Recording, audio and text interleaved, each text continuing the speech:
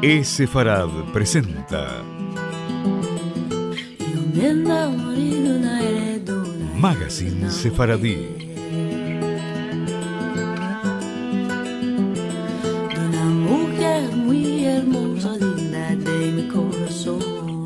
Una producción de Radio High y Radio Sefarad.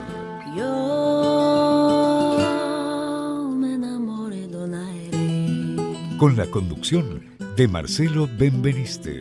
Linda de mi corazón.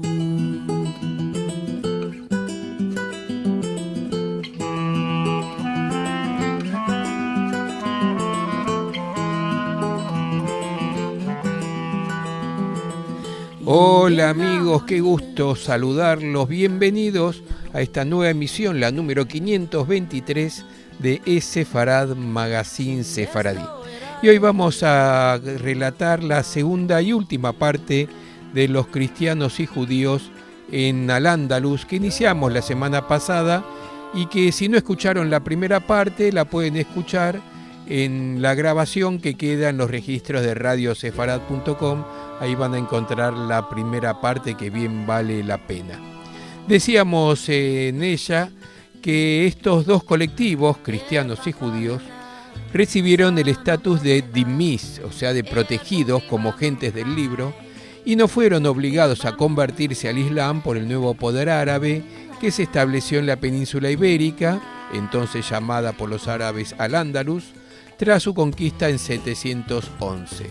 Pero la situación cambió con la llegada de los almorávides a finales del siglo XI y sobre todo con la implantación del imperio almohade a mediados del siglo XII, que básicamente es la parte que vamos a relatar hoy, de la arabización a la islamización. Cristianos y judíos en Al-Ándalus, parte 2, en Sefarad Magazine Sefaradí.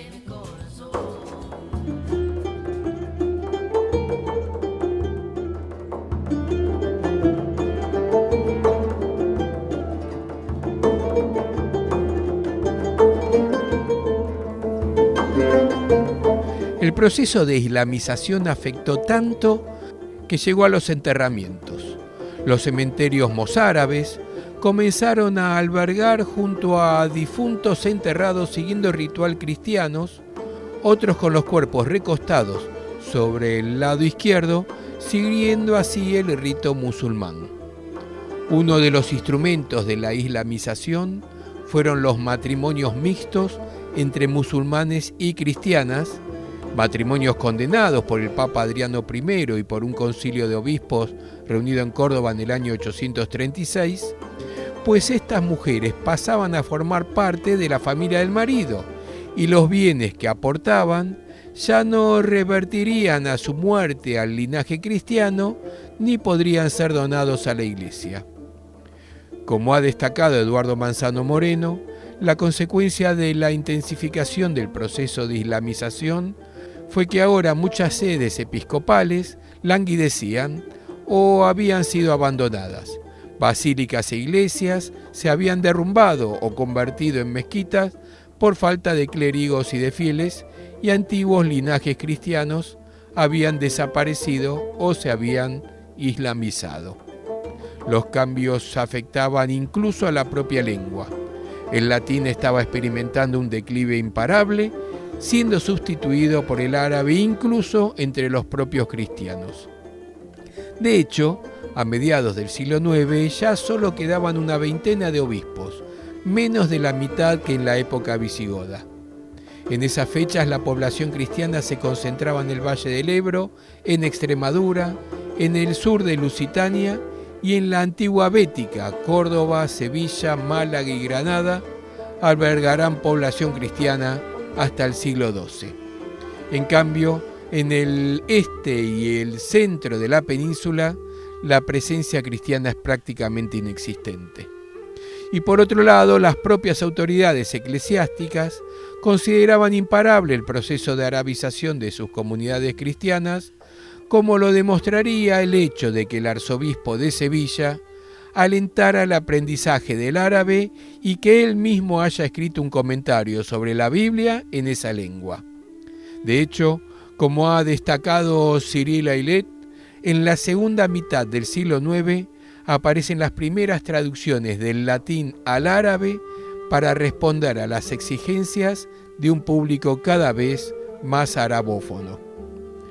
Hafs ibn al-Barr, el único autor mozárabe que gozará de un cierto reconocimiento, realiza en 889 una traducción de los Salmos al árabe. En el siglo X aparecen dos traducciones de los Evangelios, una realizada en Córdoba en 946 por Ishaq ibn Balashk y la otra por un autor desconocido pero que será utilizada por el erudito musulmán Ibn Hazm. Los mozárabes jugaron un papel marginal en Al-Ándalus, ya que fueron mucho menos influyentes y ocuparon menos puestos en la administración que sus correligionarios de Oriente y tampoco hicieron una aportación importante a la cultura andalusí, con la única excepción del ya nombrado Hafs ibn al-Barr. Al producirse la caída del califato de Córdoba en 1031, los mozárabes pierden la protección que les daba el poder central y su número se va reduciendo durante los reinos de taifas, periodo durante el que ya solo cuentan con una decena de obispos. Con la llegada de los almorávides, a finales del siglo XI, los mozárabes se ven marginados y algunas de sus iglesias son destruidas por orden del emir, como por ejemplo en 1099, que ordenó destruir una iglesia cerca de Granada tras el dictamen de los alfaquíes, y algunas comunidades, como la de Málaga, son deportadas al norte de África. En su ayuda, el rey de Aragón, Alfonso el Batallador, organiza una expedición que llega a los muros de Granada en el año 1125 y 1126, sin conseguir tomar la ciudad. A su regreso al reino de Aragón, varios miles de mozárabes deciden acompañarlo y los que se quedan son víctimas de represalias. Sus bienes son confiscados y los mozárabes de Granada, Córdoba y Sevilla son expulsados al norte de África. Cuando llegan los almohades en 1147, ya solo quedan 5 obispos, los cuales se refugian en Toledo. La existencia del cristianismo arabizado se apaga entonces poco a poco en territorio islámico para prolongarse todavía algún tiempo en Castilla.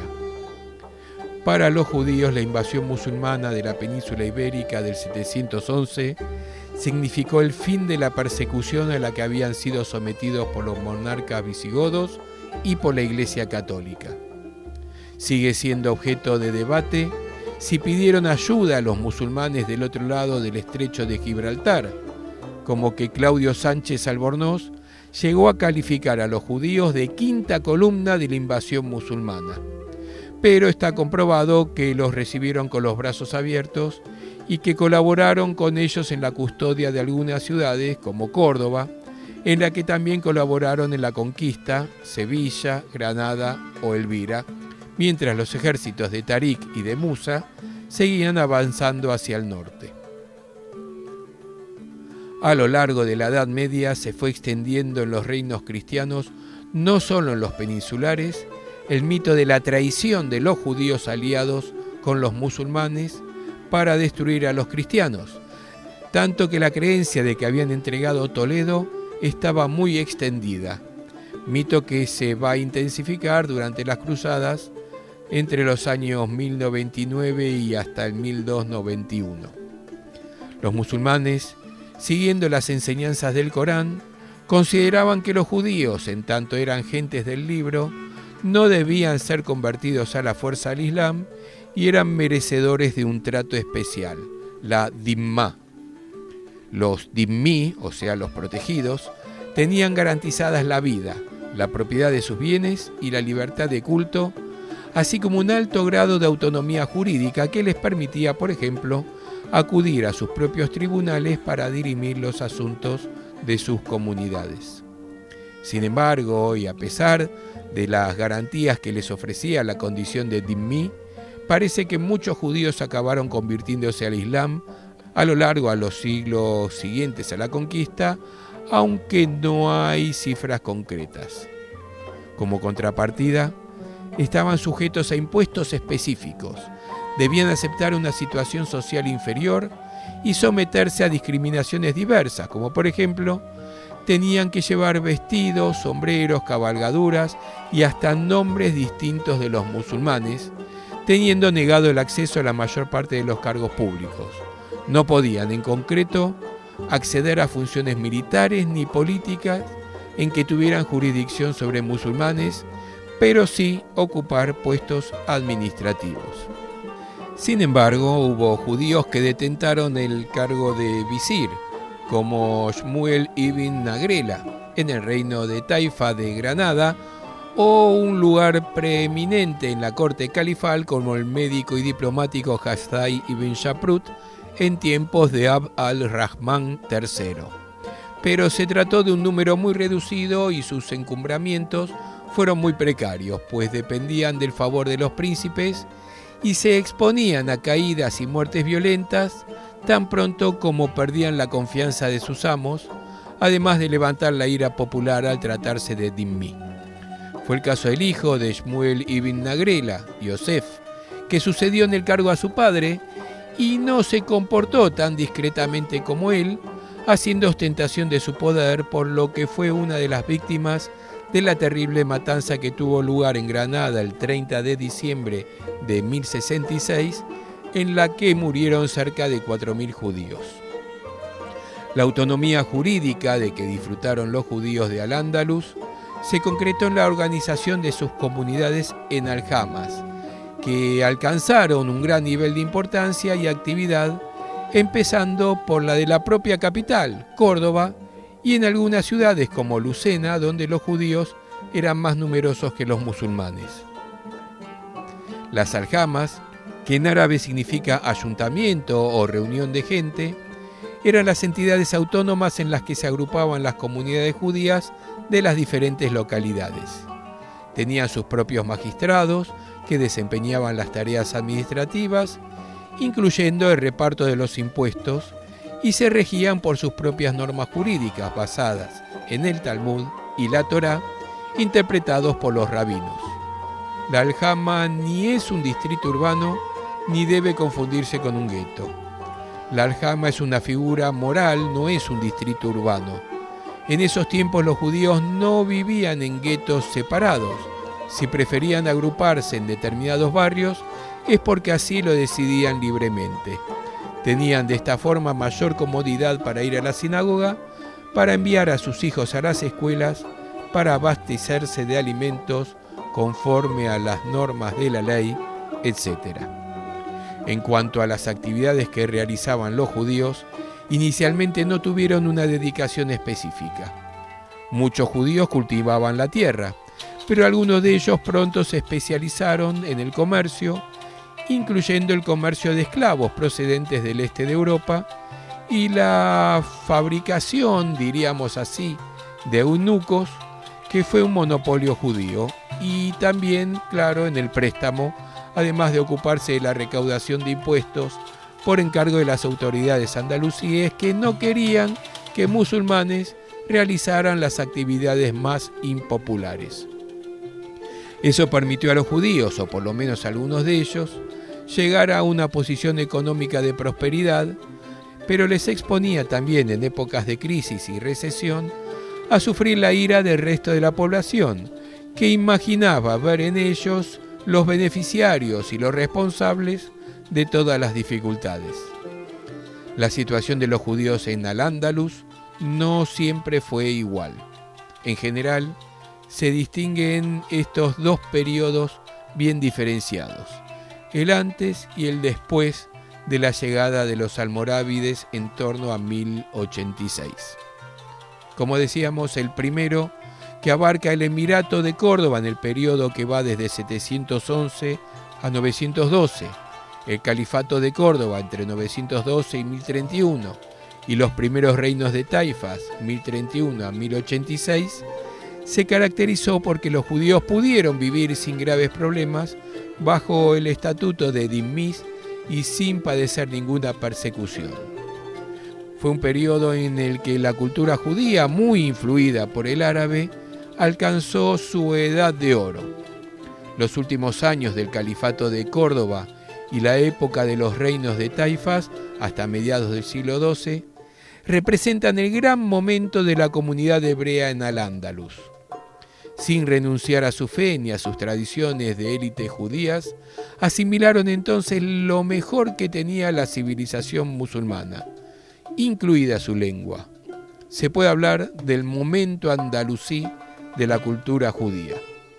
Pero el segundo período, iniciado con la llegada de los almorávides a Al-Ándalus en 1086, se caracterizó por el empeoramiento de la situación de los dhimmi en general y de los judíos en particular. Los almorávides, defensores de la ortodoxia islámica, echaron en cara a los reyes de los taifas su condescendencia respecto a cristianos y a judíos y criticaron el poder que habían alcanzado algunos de ellos.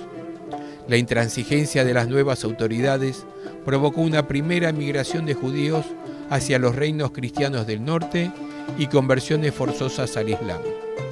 Pero el deterioro definitivo se produjo con la llegada a mediados del siglo XII de los aún más fundamentalistas almohades, que se mostraron absolutamente intransigentes con los dhimmi. Al parecer, la mayoría de los judíos se vio forzada a convertirse al Islam, aunque siguió practicando clandestinamente el judaísmo. Los que no lo hicieron emigraron, en su mayor parte a los reinos cristianos del norte. Allí donde opusieron resistencia, como en Granada, fueron objetos de una dura represión y obligados a llevar una indumentaria que los diferenciara de los musulmanes, como por ejemplo en Granada tenían vestido azul y gorro amarillo en lugar de turbante, incluso aquellos que se habían convertido porque el califa almohade, según un cronista andalusí, dudaba de la sinceridad de su fe islámica. Además, a estos conversos se les prohibió comerciar y sus hijos fueron separados de sus familias para ser educados por musulmanes.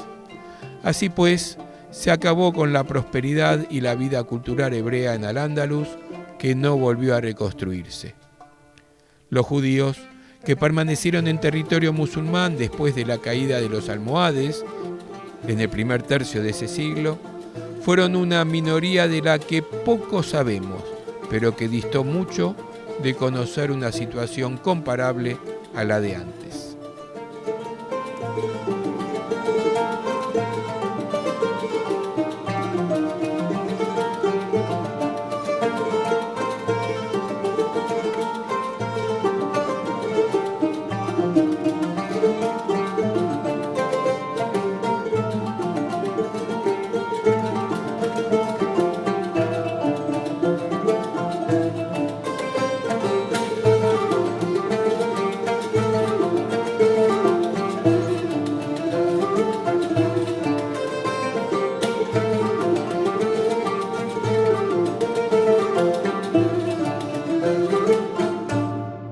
Yéndome para la guerra. Nuestras vías de comunicación son múltiples. Por mail a magazine@esefarad.com, en nuestro sitio de internet www.esefarad.com, y nos encontrarán muy fácilmente en Facebook y en Twitter buscando por Esefarad.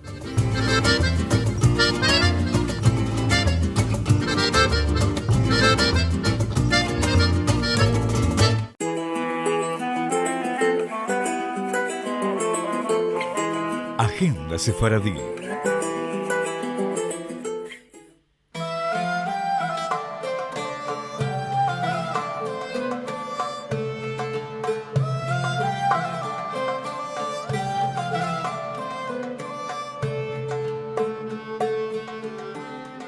Cada semana 2 eventos súper importantes en el Centro Cultural Sefarad, accesibles en forma virtual, en vivo, en forma gratuita desde todo el mundo.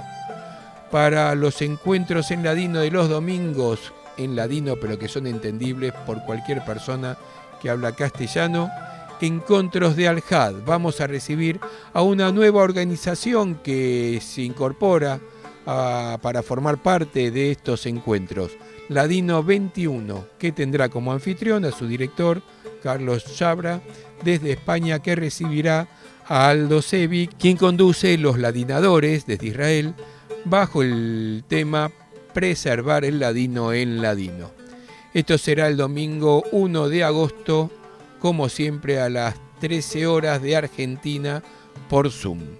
Y para el próximo jueves 5 de agosto tendremos una verdadera cita de honor, ya que en el marco del ciclo Raíces de Sefarad, esta vez no habrá una conferencia, sino que se realizará el acto anual de recordación y homenaje a las víctimas y sobrevivientes de la Shoah, del Holocausto, de las comunidades judías de Rodas, Salónica y de Kos, y de todas las comunidades sefaradíes masacradas durante el nazismo en lo que es el 77 aniversario de la deportación. También será en forma virtual, por Zoom, en este caso, dijimos jueves 5 de agosto, a las 7 de la tarde, hora de Argentina. En ambos casos, las actividades de los domingos y de los jueves pueden participar tanto accediendo por Zoom como también en forma simultánea a través de nuestro canal de YouTube, en youtube.com/esefarad, y también en el vivo de Facebook, facebook.com/esefarad.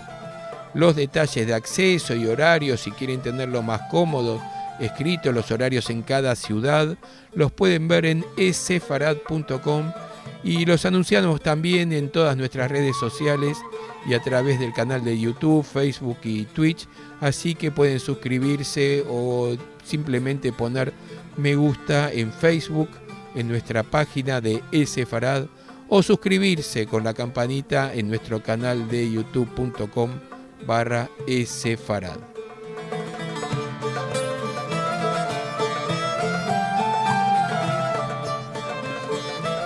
Todos conocen a Don Quijote de la Mancha, la novela escrita por el español Miguel de Cervantes Saavedra, cuya primera parte, con el título de El ingenioso hidalgo Don Quijote de la Mancha, se publicó a comienzos de 1605 y es quizás la obra más destacada de la literatura española y una de las principales de la literatura universal, además de ser la más leída después de la Biblia. Y cuánto se ha hablado de Don Quijote de la Mancha y su relación, tanto del personaje como del autor, con lo judío y judeo-converso. Pues esta semana hemos publicado un nuevo capítulo de Perlas Sefaradíes, precisamente con el tema Huellas judías y conversas en el Quijote. Perlas Sefaradíes. ¿Qué es Perlas Sefaradíes?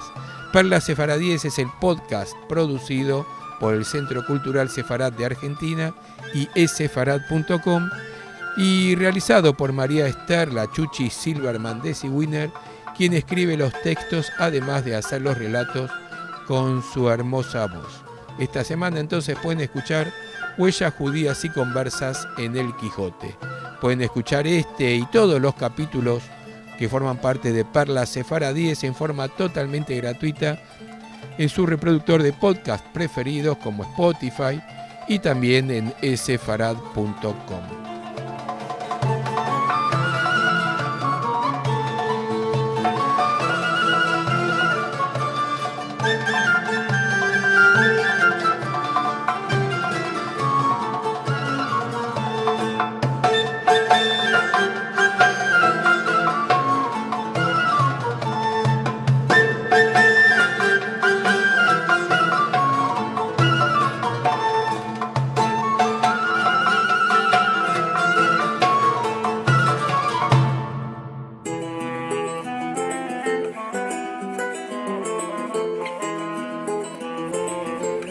Música.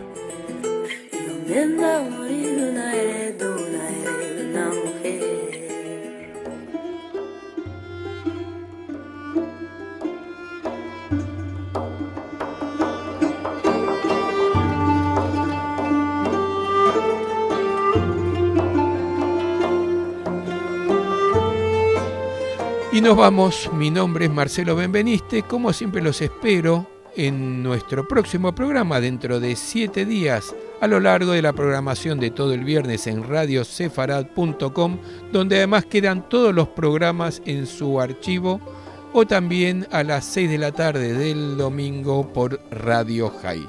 Como siempre los esperamos en nuestro portal en sefarad.com y en todas las redes sociales, donde además podrán ver toda la agenda con los horarios de cada ciudad, los enlaces para acceder a los eventos, tantos a los que quedan grabados como los que están en vivo. Siempre nos buscan como Sefarad. Para despedirnos vamos a escuchar una versión muy especial de Adío Querida, grabada en vivo. Se van a dar cuenta porque la grabación lejos está de ser perfecta, pero vale la pena escucharla. Es una grabación en vivo en Casa Tobá, Sefaradíes del Nuevo Reino de León, en la inauguración de la exposición Luis de Carabajal, El Mozo, con la interpretación del tradicional Adío Querida de la soprano Priscila Portales, quien además toca el violín, y Alejandro Miyaki en piano. Adío Querida. Semanada buena.